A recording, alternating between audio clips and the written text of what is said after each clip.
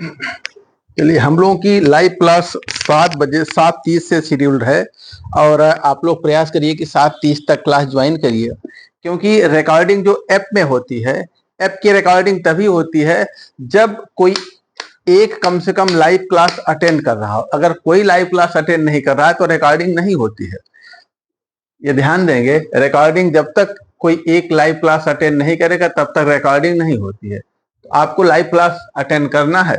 चलिए, हम लोग जो है इस सेशन की शुरुआत सबसे पहले सिलेबस पे, केमिस्ट्री का जो सिलेबस है एलटी ग्रेड का, उस पर चर्चा करते हैं। देखिए, आपका सिलेबस इनऑर्गेनिक, ऑर्गेनिक, फिजिकल तीनों को मिला के है। बेसिकली ज्यादातर जो एग्जाम में केमिस्ट्री के सिलेबस होते हैं उसमें सबसे पहले इनऑर्गेनिक होता है, ऑर्गेनिक फिर लास्ट में फिजिकल रहता है, या इनऑर्गेनिक फिजिकल और लास्ट में ऑर्गेनिक। लेकिन आपके इस सिलेबस में ऑर्गेनिक से ही शुरुआत की गई है, जनरल ऑर्गेनिक केमिस्ट्री से शुरुआत है। और इसमें देखिए, जनरल ऑर्गेनिक केमिस्ट्री में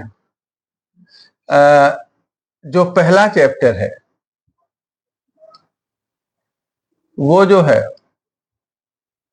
पहला जो टॉपिक है वो हाइपर कॉन्जुगेशन है।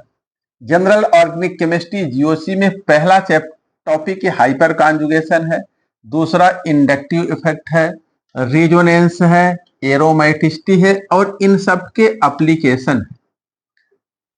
ये क्या है हमको ये देखना है, और इनके एप्लीकेशंस क्या है, कहाँ कहाँ पे हम इनको यूज करते हैं। डिफरेंट किसी भी कंपाउंड के डिफरेंट फिजिकल केमिकल प्रॉपर्टीज को, उनकी स्ट्रक्चरल प्रॉपर्टीज को एक्सप्लेन करने के लिए हम कहाँ पर इनको यूज करते हैं वो भी हमें देखना है। तो दूसरा इसका सेकंड पार्ट है इलेक्ट्रोफाइल क्या है, न्यूक्लियोफाइल क्या है, रिएक्शन इंटरमीडिएट में कार्बोकैटायन है, कार्बेनायन है, फ्री रेडिकल है, और कार्बीन तथा बेंजाइन है। ये 5 जो है हमें रिएक्शन इंटरमीडिएट पढ़ने हैं। सेकेंड चैप्टर है रिएक्शन मैकेनिज्म।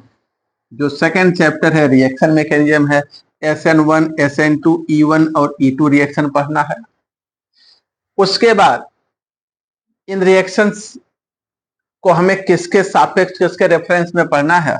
एल्कीन और एल्काइन पर इलेक्ट्रोफिलिक एडिशन देखना है, फ्री रेडिकल एडिशन देखना है एल्कीन पर, न्यूक्लियोफिलिक एडिशन कार्बोनिल कंपाउंड पर देखना है, एरोमेटिक इलेक्ट्रोफिलिक सब्स्टिट्यूशन देखना है, ऑर्थोमेटा पैराडायरेक्टिंग ग्रुप यानी कि एक्टिवेटिंग और डीएक्टिवेटिंग इफेक्ट जो है एरोमेटिक इलेक्ट्रोफिलिक सब्स्टिट्यूशन रिएक्शंस में, उनको देखना है। उसके बाद अगला है reaction mechanism, mechanism of name reaction. ये ध्यान देंगे, हमारे सिलेबस का कुछ हिस्सा ऐसा है जो इंटरमीडिएट की बुक में नहीं है। आप जो 12th तक की 11th 12th की बुक्स पढ़ते हैं उनमें नहीं है। उसके बाद कुछ हिस्सा है लेकिन उस डेप्थ का नहीं है। आपको जिस डेप्थ तक का, जिस स्टैंडर्ड का यहाँ पढ़ना है उस स्टैंडर्ड का आपकी बुक में नहीं है। अब यहाँ पे नेम रिएक्शन में एल्डोल कंडेंसेशन तो आप पढ़ते हैं, लेकिन इसका डिटेल मैकेनिज्म और इसका एप्लीकेशन आप नहीं पढ़ते हैं। पर्किन रिएक्शन है, काइनेजारो रिएक्शन है, benzoin condensation, Wittig reaction, Rymer टाइमन है, हॉफमैन ब्रोमाइड है, नोवेनाजेल है, और माइकल एडिसन। इतनी नेम रिएक्शंस हैं, इन सबको हमें डिटेल में पढ़ना है। उसके बाद हम आते हैं कार्बोहाइड्रेट। अगला जो चैप्टर है वो कार्बोहाइड्रेट है। कार्बोहाइड्रेट में ग्लूकोज और फ्रक्टोज पढ़ना है। इनमें म्यूटा रोटेशन पढ़ना है, फॉर्मेशन ऑफ ओसाजोन है, ऑक्सीडेशन रिडक्शन इनका पढ़ना है। लेकिन जब तक आप ग्लूकोज का स्ट्रक्चर और उनकी स्ट्रक्चर का कैसे डिटर्मिनेशन करेंगे और प्रॉपर्टीज को नहीं डिटेल पढ़ते हैं, उनकी फिजिकल केमिकल प्रॉपर्टीज को नहीं पढ़ते हैं, तब तक इनको पढ़ने का कोई मतलब नहीं होता। यानी मिला जुला के आपको डिटेल पढ़ना ही है। अगला है पॉलीमर है। पॉलीमर में नेचुरल पॉलीमर में स्टार्च है, सेलुलोज है, रबर और सिल्क है। इसमें स्टार्च, सेलुलोज ये तो हम इसी कार्बोहाइड्रेट में पढ़ लेते हैं, और रबर सिल्क हमें पॉलीमर में अलग से पढ़ना है। सिंथेटिक पॉलीमर्स हैं, ये तो नेचुरल थे, नाइलॉन है, टेरिलीन, पॉलीथीन है, पीवीसी है, टेफ्लॉन है। उसके बाद आइसोमेरिज्म हमें देखना है। आइसोमेरिज्म में स्ट्रक्चरल और स्टीरियो आइसोमेरिज्म।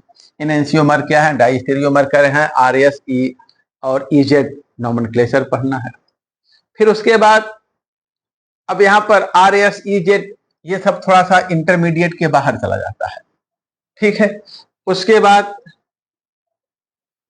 यहाँ पर अगला जो चैप्टर है लास्ट ऑर्गेनिक केमिस्ट्री का 7th चैप्टर, ये एकदम से न तो इंटरमीडिएट के सिलेबस में है न नीट जेई के है।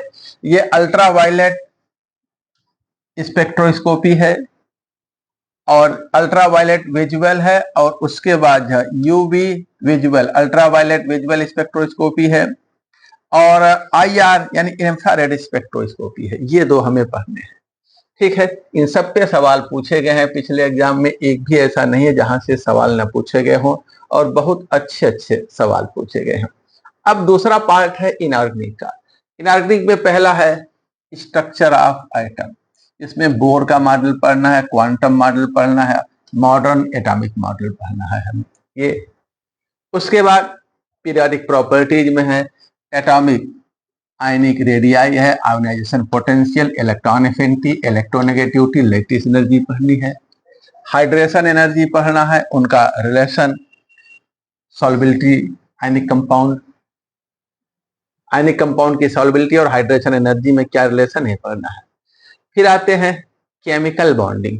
केमिकल बॉन्डिंग में आयनिक, कोवलेंट, कोऑर्डिनेट, हाइड्रोजन बॉन्ड पढ़ना है, शेप ऑफ मॉलिक्यूल पढ़ना है। इसका मतलब इसमें हाइब्रिडाइजेशन भी हमें पढ़ना होगा। नेक्स्ट आते हैं कोऑर्डिनेशन केमिस्ट्री। कोऑर्डिनेशन केमिस्ट्री में देखिए हमें जो है डी ब्लॉक एलिमेंट पढ़ना है, उनका नॉमेनक्लेचर पढ़ना है और कोऑर्डिनेशन कॉम्प्लेक्सेस का नॉमेनक्लेचर पढ़ना, ligand, monodentate, bidentate, polydentate ligand पढ़ना है, वर्नर की थ्योरी पढ़नी है, वैलेंस बॉन्ड थ्योरी पढ़नी है। यहाँ क्रिस्टल फील्ड थ्योरी नहीं दिया है, क्रिस्टल फील्ड थ्योरी CFT नहीं दिया इन्होंने, केवल वैलेंस बॉन्ड थ्योरी हमने पढ़ा है। उसके बाद बायोलॉजिकली एक्टिव कोऑर्डिनेशन कंपाउंड में हीमोग्लोबिन है, मायोग्लोबिन है, विटामिन B12 है और क्लोरोफिल है। इतने पढ़नी है इस पे, अर्थात इनऑर्गेनिक केमिस्ट्री यहाँ पे खत्म होती है। अब आता है फिजिकल का। फिजिकल में ऑक्सीडेशन रिडक्शन हमें देखना है, रेडियो एक्टिविटी देखना है। उसके बाद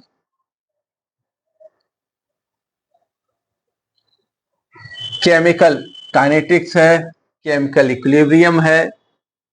केमिकल इक्विलिब्रियम पहले देखेंगे, आयनिक इक्विलिब्रियम देखेंगे, केमिकल काइनेटिक्स है, थर्मोडायनेमिक्स है। इस तरह से कुल 17 चैप्टर आपके हैं और इनको वैसे तो कहीं से भी हम शुरुआत कर सकते हैं, किसी चैप्टर से पढ़ना हम लोग शुरू कर सकते हैं, लेकिन मुझे लगता है हम सोच रहे हैं कि सिलेबस के क्रम में ही यदि हम पढ़ें, सिलेबस के क्रम में पढ़ें, जिस ऑर्डर में सिलेबस है तो बेहतर होगा। एक एक टॉपिक हम लोग सिस्टमेटिक पढ़ते चलेंगे,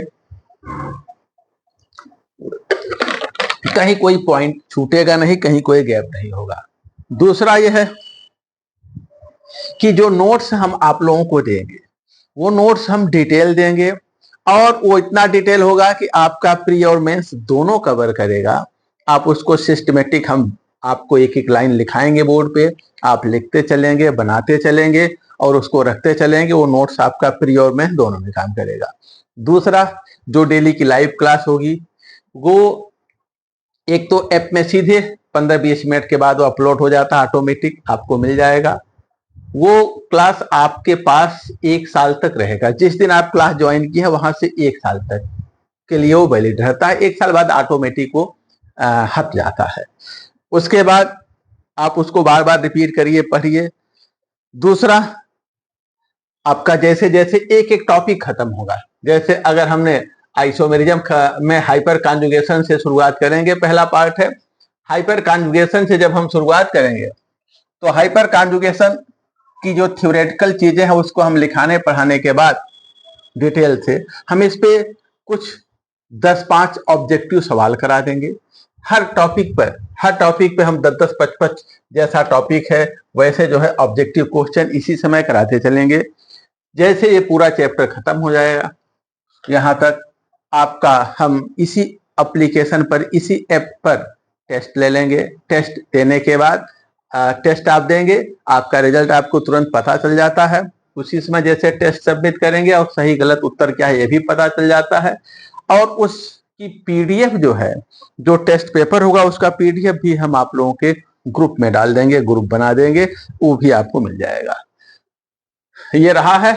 दूसरा जो सबसे महत्वपूर्ण है कि जितना मैटर हम देंगे उसके बाहर कहीं से आपको कुछ पढ़ने की जरूरत नहीं है। और मुझे तो लगता है कहीं एक दो किताब में आप ढूंढेंगे तो उतना मिलेगा भी नहीं, उतना सिस्टमेटिक, उतना कंप्रेस्ड मैटर आपको मिलेगा भी नहीं। और आप अपना समय वेस्ट करेंगे, समय नुकसान करेंगे, दो चार किताबें पढ़ेंगे, यहाँ ढूंढेंगे वहां ढूंढेंगे, देखेंगे, डिस्टर्ब होंगे। तो आप बुक्स के चक्कर में न पड़ के, ये बहुत आवश्यक होता है, बहुत चीजें नहीं समझ में आती हैं तो कुछ 11-12 की बेसिक बुक्स आप रख लीजिए, उनको पढ़ लीजिएगा कुछ बेसिक चीजों के लिए। बाकी कहीं आपको बीएससी की बुक्स छूने की जरूरत नहीं है। वो डिटेल मैटर यहाँ आपको हम यहीं पे देंगे, अलग से आपको कुछ नहीं ढूंढना है। दूसरा, जितना हम पढ़ाएंगे उसके बाहर कहीं कुछ आना नहीं है, एग्जैक्ट उसी में से सब आना है। हाँ, क्वेश्चन की आप प्रैक्टिस जितनी हम बताएंगे, उसके अलावा आप जहां से भी जैसे भी क्वेश्चन अगर पाए तो यदि समय बचता है तो अधिक से अधिक कर लीजिए। बाकी थ्योरी के लिए, नोट्स के लिए आपको कहीं भटकना नहीं है, इससे ज्यादा कहीं नहीं मिलेगा। ठीक है। और आपका एग्जाम नवंबर लास्ट या 20 दिसंबर तक ऐसा एक्सपेक्ट किया जा रहा है। कारण यह है, एक्सपेक्ट इसलिए किया जा रहा है कि जब आयोग जो है हर 6 मंथ का कैलेंडर रिलीज करता है, तो जो पिछला यानी कि 2025 का सेकंड छमाही का सेकंड 6 मंथली कैलेंडर उन्होंने जो जारी किया था, उसमें नवंबर लास्ट या 20 दिसंबर की 2 डेट उन्होंने रिजर्व कर रखी थी एलटी ग्रेड के एग्जाम के लिए। तो इससे यह अनुमान लगाया जा रहा है कि इन्हीं दोनों डेट में वो कराएंगे। अब चूंकि एडवर्टीजमेंट देर से आया है तो संभावना ज्यादा है कि 20 दिसंबर की डेट जो है वो लेंगे। लेकिन वो डेट चाहे जब लें, हम लोगों को पूरी ताकत लगा के पढ़ना है, एकदम जी जान लगा देना है। और हम नवंबर तक का अपना टारगेट लेके चलते हैं कि नवंबर तक हम जो है कोर्स खत्म करेंगे। इसलिए अब आपको ये ध्यान देना है, ये आपको इतना सपोर्ट करना पड़ेगा कि जैसे हमने 7:30 का एक क्लास 7:30 बजे का फिक्स कर रखा है, लेकिन 7:30 बजे ही नहीं, हमें समय मिलता है तो हम 10 बजे रात में पढ़ लेंगे, समय मिलता है तो दोपहर में पढ़ लेंगे, समय मिलता है तो सुबह पढ़ लेंगे। वो हमारे ऊपर है, हम जब भी खाली रहेंगे आप लोगों को की क्लास लेने का प्रयास करेंगे। इसमें आपसे हमें सपोर्ट इतना ही चाहिए। वैसे वीडियो तो आपके पास रहेगा, आप वीडियो सब देख करके पढ़ लेंगे, लेकिन आपका हमें सपोर्ट ये चाहिए कि जब तक कोई एक कैंडिडेट लाइव नहीं जुड़ता है तब तक ये ऐप में, एप्लीकेशन में वीडियो रिकॉर्ड नहीं होता है। यदि कोई नहीं जुड़ेगा तो रिकॉर्ड नहीं होगा, ऑटोमेटिक रिकॉर्ड होता है उसी ऐप पर और उसी पे अपलोड हो जाता है। तो यदि एक भी कैंडिडेट नहीं कनेक्ट हुआ है, एक भी कैंडिडेट लाइव नहीं जुड़ा है, तो फिर होगा क्या कि हमारा पढ़ाना बेकार होगा, हम पढ़ाते चलेंगे, उसमें लोड नहीं होगा। ठीक है।